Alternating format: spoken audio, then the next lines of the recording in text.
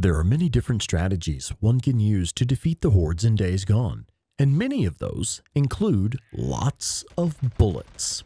Let's take a moment to talk about the right tools for the job. In this video, we're going to list the best guns in the game for mowing down Hordes all day long. We'll work our way up, going from smallest to largest, so I'll start with the sidearms first. Without a doubt, the only gun that makes sense for this slot is the Horde Killer version of the SMP-9. This version of the SMP-9 can only be unlocked by killing 4 Hordes, but it has the highest damage and, once upgraded, the highest magazine capacity as well. You can buy lower quality versions of the SMP-9 from certain camp merchants, or you can sometimes pick them up from enemies, but you won't need to worry about that. I've made a video that lays out everything you need to know to get this bad boy unlocked in the first few hours of gameplay. You'll find a link to that video in the description. Although my favorite primary weapon in the game is the auto shotgun, when I plan to lay waste to multiple Hordes in a row, I prefer to bring along the Chicago Chopper. The Chicago Chopper becomes available for purchase at Trust Level 2 from the camp merchant at Wizard Island, and this merchant sells some of the best late-game weapons, so keep an eye out for him as you move through the story. What is it that makes the Chopper special? For one thing, it has the highest ammo capacity of all primary weapons. With a magazine extension that becomes available at Trust Level 3 with Wizard Island, each magazine will hold up to 80 rounds. In addition to superior magazine capacity, the Chicago Chopper also has nearly unrivaled rate of fire as well. Only a couple of the other primary weapons even get close to the Chopper's fire rate. The only other primary weapon that really rivals the Chopper for killing Hordes is the IDF Pup. It has a slightly smaller magazine at 65 rounds rather than the Chopper's 80, and it also has a slightly lower rate of fire. However, the IDF Pup does have a higher accuracy rating. The trade-off for superior accuracy can make the Pup a great choice as a primary weapon in general, since it is extremely accurate even at long range. But for killing Hordes, the Pup does get an honorable mention, since its high accuracy can help you make every shot count. In Days Gone, the special weapon slot is where the real magic happens. There are enough great options here that it can be difficult to narrow it down to only 1 or 2.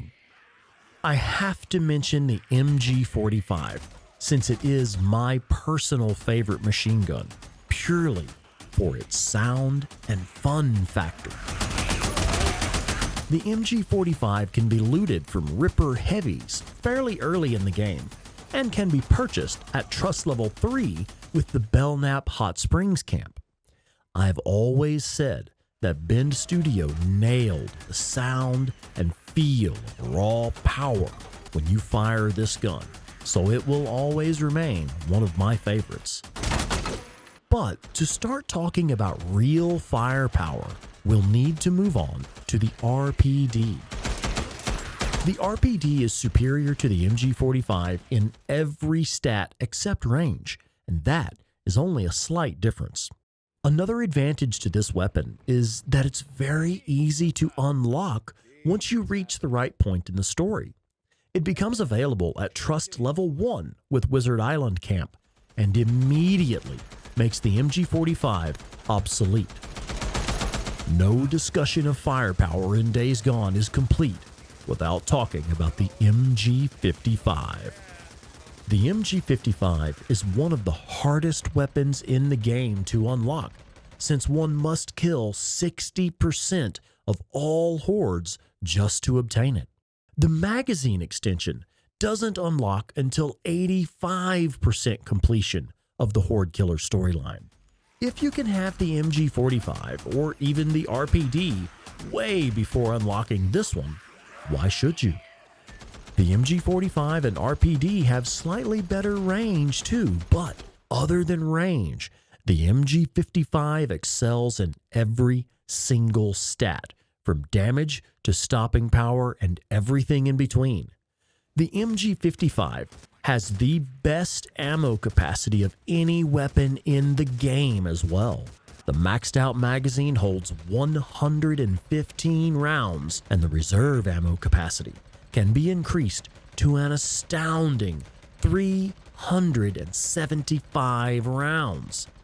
That's 490 shots fired before hitting the saddlebags, which gives you a total of 2,450 rounds in the field before you need to return to camp, if you have your saddlebags maxed out at level 4. Do not forget, there is a lot more to horde killing than just firepower. If you want to learn the tactics that will make you feel like a badass against them all, check out my horde killing masterclass video, linked in the description below.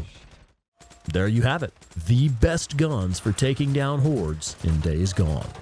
The horde killer version of the SMP-9, the Chicago Chopper, and the MG55. Now that you know all the best guns for killing hordes, get out there and kick some ass. Know any guns that I should have mentioned here? Let me know in the comments. And as always, thank you for watching.